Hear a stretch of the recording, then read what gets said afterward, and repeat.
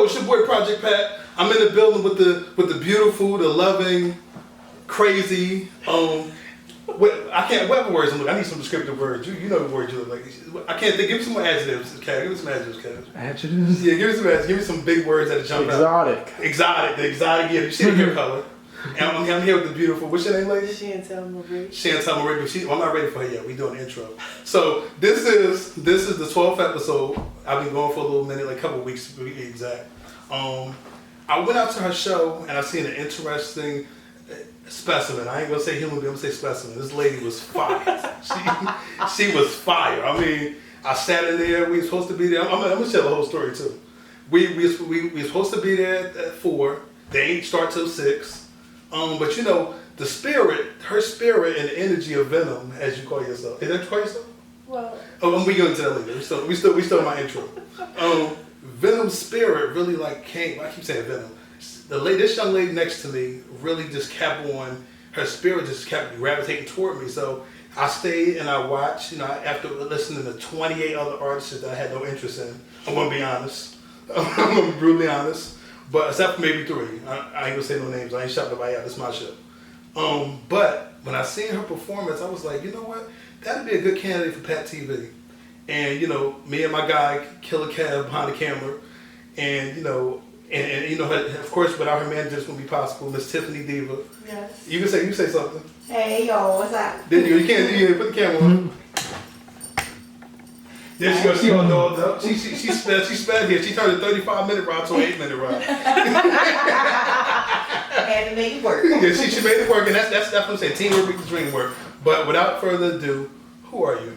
My name is Shantell Marie. I go by. You could be a little bit more happy than that. My name is Shantell Marie, everybody. I go by the Venomous Marie. I sting because I am a Scorpio.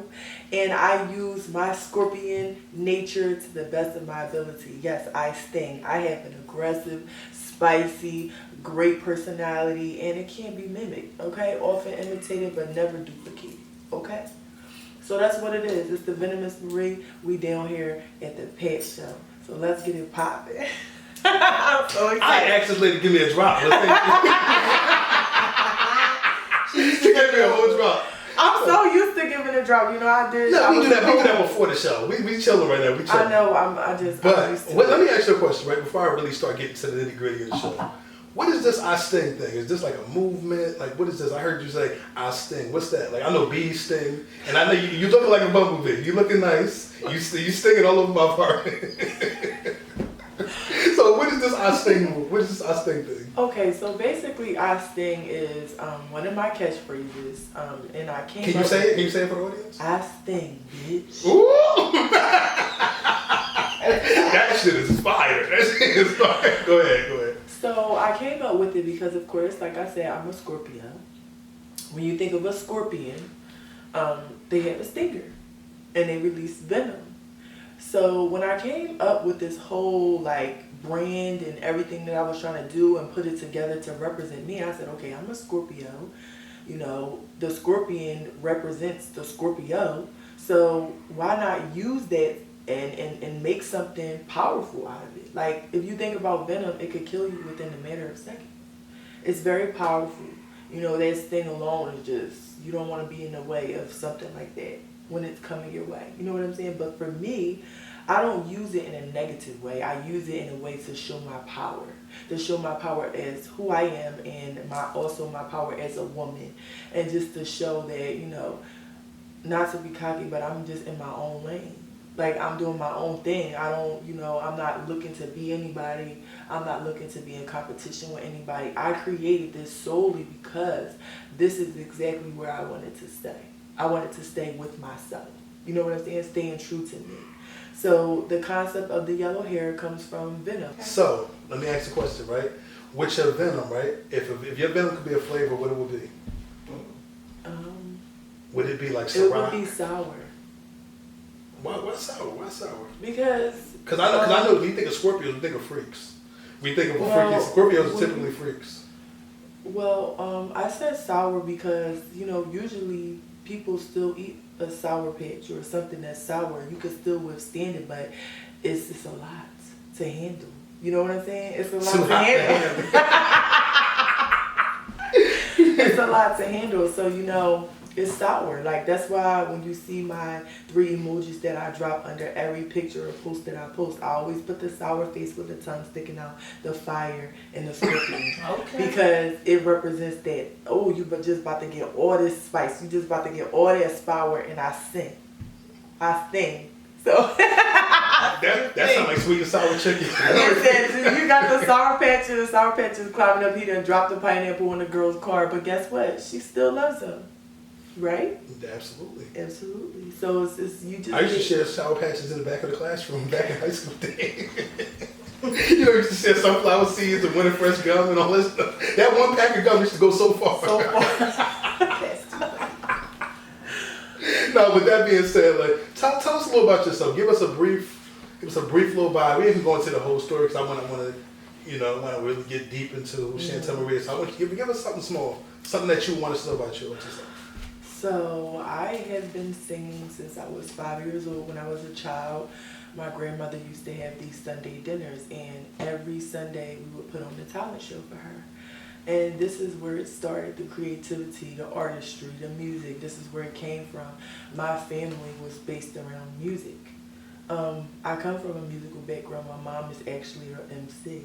Her and her brother, they used to rap together, and you know, I guess I picked up the trade. But it's a lot of people in my family that are artists. They can either sing or they can either rap. So, you know, it's always been in me. It's deeply rooted. I even believe that it stems far back from my ancestors as well, because it had to start somewhere. And what is your ancestry? Like, where are you from? What island or? Because you look like an island girl. Well, I'm not from the islands, but I am Italian, I am Indian, and I'm black and I'm white. And my African heritage started from Kemet, which is now known as Egypt. And I come from a bloodline of Egyptian queens. And when I found out, I was really like, I was just blown away by it, because it explains so much about me. It explains why I never felt like I belonged here, or explains why I've always been an outcast, or I've always finished last. But really, my imperfections were always the things that made me perfect. And I figured that out. And when I did, you know, it made so much sense to me as to who I am and why I shouldn't change. You know, you have to figure out where you come from in order to know where you're going. And where are you going? Far. Very far. Where's far? Because you know, I have a philosophy of this. I say this though, you know, I don't want to shoot for the stars. I want to shoot for the moon. You can't exceed the moon. I'm on a rooftop, okay, to the point where I fucked him on the rooftop. I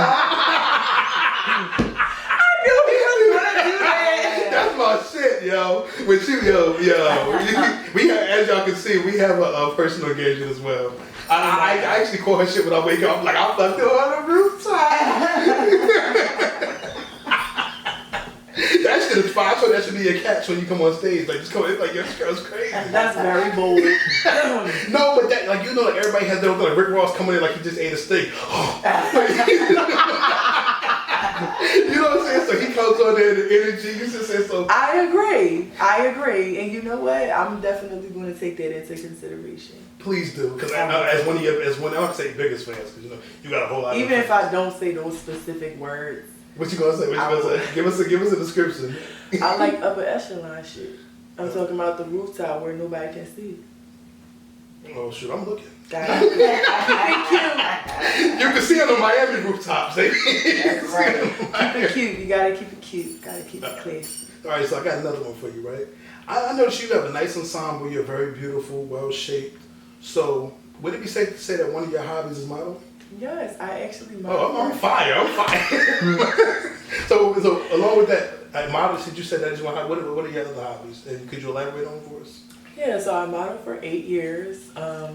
When I first started modeling, I was with a team called Uncanny Models, and shout out to Uncanny Models. Yes, shout out to Uncanny Models. Shout out to Mother Bird. Oh my God, I love you so much. Thank you for teaching me how to catwalk, girl. You taught me how to walk for the gods. Okay, you did it. She is one of the queens of personality. I mean, I have to give it to her. She's been doing this for a long time, and you know what?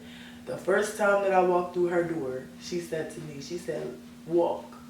And I walked for her. And I had my head down to the ground the whole time just looking at the floor because there was so many people watching me. You know what she said to me? She said, "Excuse me. Don't you ever put your head down when you walk and you look them in their face." Killer Cat, she crazy, right? But I tell you this, ever since that day, I never put my head down when I walked again. That's about confidence. She built my character. She taught me what it was like to be a woman. She taught me that you need to be confident walking in the runway and be confident with anything you do in your life. Anything you do in your life. And, you know, she wasn't really the type to share too much about herself, but I just remember driving with her in the car, and she had a conversation with me talking about how many, you know, so many people would say so many mean things and stuff about her, but she didn't let it stop her. She just kept going. I'm glad you said that, because you and I, we had a conversation. Let me keep it real. We had a conversation, and I expressed a couple of things too. I told you, what did I explain to you? I explained to you that it's not what people say. It's not the words that people say. It's the symbols behind the words. Right. Right? So if I tell you I'm calling the cops on you, right, would that affect you? It would. Unless you went to jail, right? Right. So because the imagery of the police, the boys in blue, would affect you if you've been in jail. But if not, it rubs off your shoulder, correct? Right. So for the audience, like, you know, we're gonna give a lesson too. It's not the words that affect you; it's the symbols behind it. Right. Back to you. We're gonna go back into it. You mentioned confidence, right? Yeah. And you know, actually, I got to see your performance, and you exude a lot of confidence. So how can confidence get you to the higher echelon in the musical world? I didn't even have it on my card. Just read that off the top of my head. I'm nice like that. How can confidence get you to that higher echelon? So being confident actually helps you to keep the things that you want, like your goals. It helps you to keep them in the forefront. Like, if you have a strong belief in yourself, then, you know, most of the time you have a strong mind. You can manifest the things that you want. Now, I will say this. I have a strong mind as far as when it comes to my goals. I know I can absolutely get things done. But sometimes I fall short with a little bit of negative thoughts that come to my mind, of course, because I'm human. But for the most part, when I tell myself I'm going to get on that stage and do it, I'm going to get my behind on that stage and I'm going to do it. And you're going to scream my sting bitch with it, right? Yes. So, you know, confidence is very important, especially if you want to be an artist. Like, you have to have confidence. You got to believe in yourself, because if you don't believe in yourself, nobody else will. Y'all not sitting here with me because y'all don't believe in me. Y'all sitting here because I made y'all believers. Yeah, plus I need my film filled up. No, I'm messing with you. But also, I'm gonna ask this other question to you, right? It's probably cliche, but it applies. What drew you to music? Because, you know, everybody does music. You know, you have 1,000 artists. Like, matter of fact, more than 1,000. It's kind of like people join the music industry like people join gangs. Like, so what really drew you into the music industry, and what differentiates you from others? That's a two-part question, so take your time. Well, I feel as though music has always been a part of me. Throughout my life, I have always started and stopped, but I feel as though I've never been this confident, and I've never had this much self-love, you know, to push myself in this direction, you know. So now I'm at the point where I'm ready. I had a baby when I was 25. It totally changed my life. My son made me a warrior. A warrior. Like, I get out here and I do what I gotta do. You know? When I get on that stage, I'm not doing this for me. I'm doing it for him. Because he is what made me go back to what I love. I love it. I love music. It's not about the money. I feel like a lot of artists do this because they want the money. All of this that I'm doing right now, where the bag? You know? I got a career, yes. So I do make my money in my career. But this right here, this is a hobby for me. This is something that I love to do. This is something that fuels my soul. When I get behind that glass and they tell me, all right, go ahead, and I hear the beat going, and it's fueling through my soul, and I could feel it, and then out of nowhere, the words just start coming to me, and I'm, yeah, and the say he wanna play with my finger. It fuels my soul. It makes me happy. So what I want everybody to know is Don't do anything in this life because you want to profit off of it. Do it because it makes you happy. The money is going to come. When you do something that you love, you will always be consistent at it. When you're consistent at something, usually your consistency results in a consequence, and that consequence can either be good or it can be bad. If you're putting your energy into something consistently that's going to benefit you in a positive way, you will get whatever it is that you've been working for. That's how it goes. Life is all about what you give. Whatever you put out into this world, you get it back, whether it's negative or it's positive. So just keep that in mind. Don't do it because you want to profit. Do it because it makes you happy. If you're happy, you're going to keep on doing it. That's going to lead you to that consistency that you need. This industry is all about consistency. You got to be consistent. You can't fall off or slack off. You got to keep going. You just touched my soul. I almost had a Makai Pfeiffer moment. I was starting to tear her. All right, so we're going to stay here. We're going to stay on that point. Who, you mentioned your son. I know that's the inspiration, but who inspired you? Like, you give me an artist, a group. Who inspired Shantell, like, as far as your style, the way your individuality? Who inspires you? Because no one dresses like you. Prince. And that's what Prince? Yes. And when they name a song, I'm a French fan, so I love Purple Rain. When Doves Cry.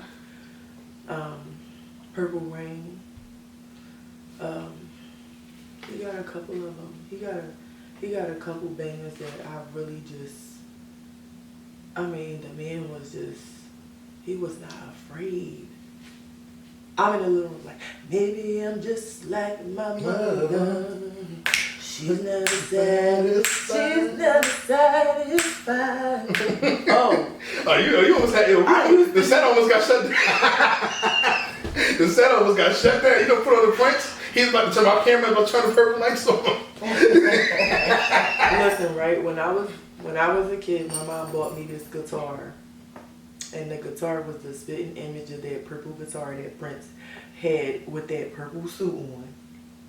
And I used to get in the living room in the middle of the floor and turn that song on and rock the house. And my mom used to be like, turn that music down. But I used to go nuts because his music just spoke to my soul.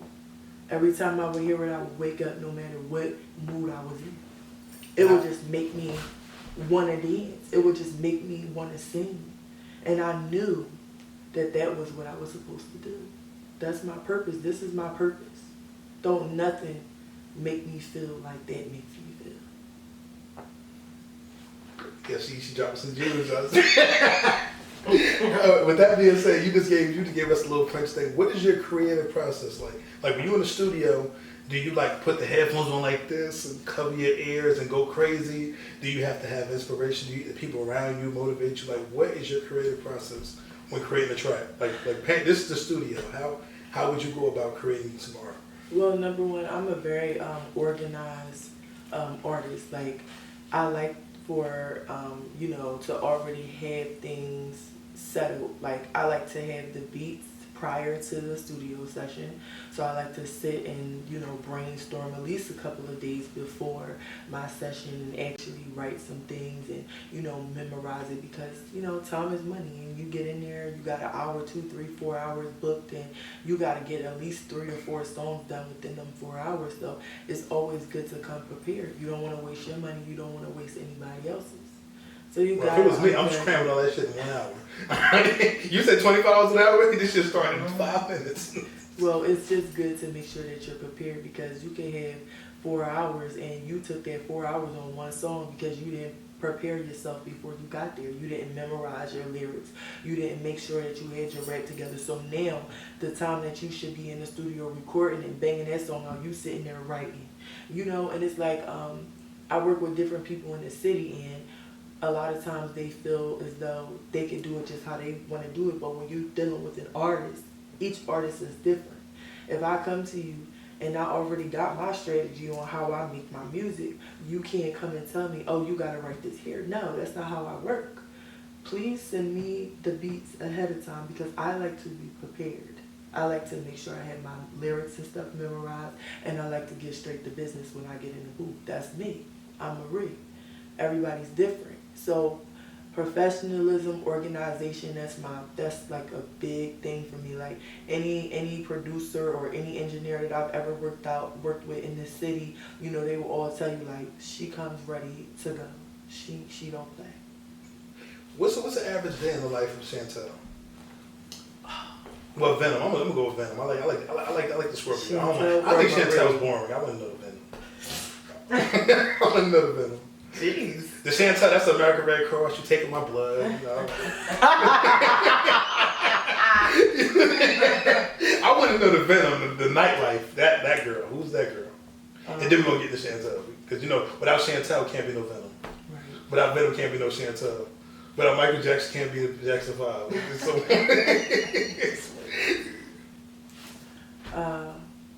it's very she's guarded, she's aggressive, she's spicy, she's kind, you know, but she's more on the aggressive side, because you have to be.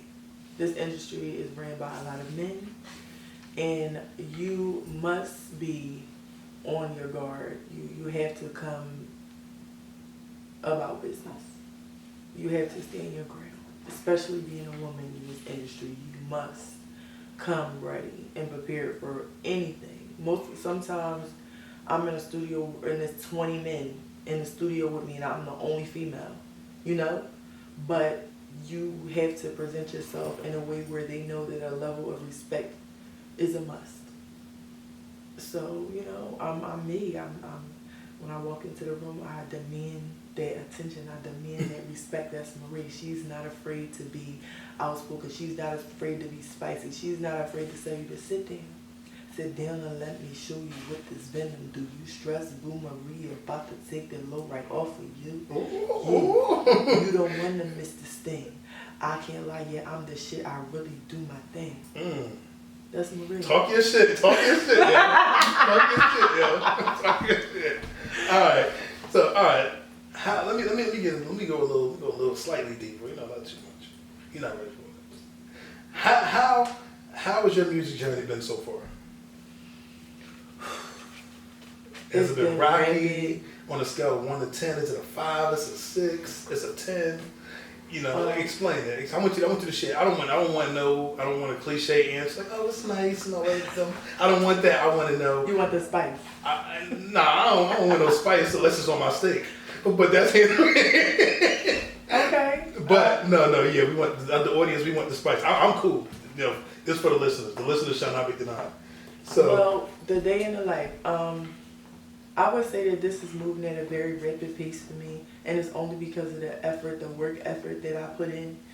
I would say it's kind of hurtful because I lost a lot of people, you know, going into this chapter of my life that the Lord has for me. You know, it's bittersweet. You get the good, you get the bad. You lose a lot of people, but you gain so many more. So many of the people that's walked into my life. I love y'all. Patrick, you won. Tip, I love you. You know. I love you too. This is business. I love you. You guys are amazing. You know, my show was amazing. You know, everybody that came out, I really appreciate everybody. You know, but it's bittersweet. Like, you can't expect to take everybody with you to the top. It's just impossible. It's not going to happen. But the people that will come to the top with me, I just know that God will make sure that they're real. And they're here for my best interests. And I think that's all that really matters, is that where I'm going, yes, I'm going to lose a lot, but I'm going to gain so much more. Wow, true. Right, so I got a couple more for you. Then we gotta lock it up because he's signaling me. Yes. He's signaling.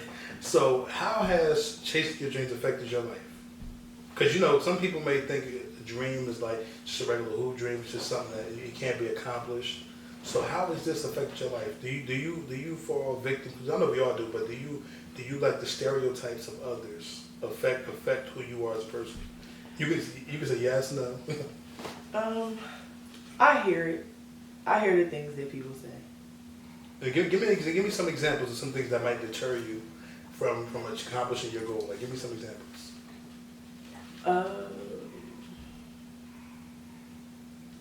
You can share with us because we're all human. I'm what you said. Like stuff that you might share with a friend that might tear you down. I've heard that I dress like a prostitute. I've heard that I'm a terrible mother. I've heard that I'm a user. I'm a snake. I've heard a lot of stuff. I've heard a lot. So how do you rise above all these things? Because I see none of that stuff. Like, and I'm pretty sure when I drop this, a lot of the audience is not going to see this as well. Killer Cab is shaking his head too. He loves you. Oh, I'm pretty sure the audience is going to feel the same way. When they see this, they're going to have a different perception about you. Yeah. But how do you rise above this stuff? Because they say the prettiest girls have the lowest self-esteem. So how do you? I just listen. I get up at 5:30 in the morning every single day with my child. Sometimes I wake up earlier than that, depending on what he needs. When he needs me, I am there. When people, oh, you dress like a prostitute, oh, you're a snake, you're this, you're that. Most of the time, it comes from the people who you were there for the most. But that is okay because they're entitled to feeling however it is that they want to feel, and I just want them to know that I love them and I have no ill feelings or anything towards them. I wish everybody the absolute best on your journey, whether it's your career, whatever it is that you're trying to do. It does not matter what you said to me or about me to others. I wish everybody nothing but the best because this is hard. First of all, you can be friends with people, but this is still a competition at the end of the day. Everybody is trying to get to where they're trying to get to. Absolutely, it's a marathon. So some people will throw a little bit of dirt. You know what I'm saying? Some people will. But at the end of the day, I don't got no ill feelings. I love y'all. All right, so, my cameraman signaled me. But but I want, before we go, I want you to share something that you can inspire us all. Like, I want you to share something to the audience that you want us to remember you by. Go. So your imperfections are your perfections. I was bullied a lot when I was a kid, but that didn't stop me from becoming the person that I want to be and who I am right now. So just accept yourself. Accept yourself. Self-love, self-acceptance. Love who you are, regardless of whatever you think is wrong. Just self-acceptance, self-love. With that being said, this is Laugh at Pat. This will be up very soon due to the discretion of my killer cat behind the counter. Thanks for tuning in. You are now tuning to Pat TV.